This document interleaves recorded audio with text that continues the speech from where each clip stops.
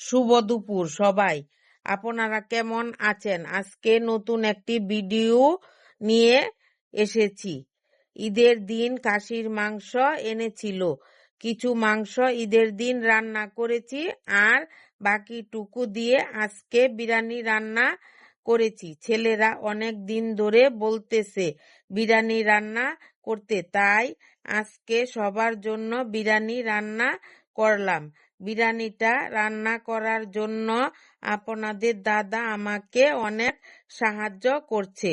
বিরিয়ানিতে যে আলুগুলো দিয়েছিলাম সে আলুগুলো একটু কম সিদ্ধ হয়েছে, যার কারণে বিরিয়ানিটা খেয়ে একটু কম তৃপ্তি পেয়েছি।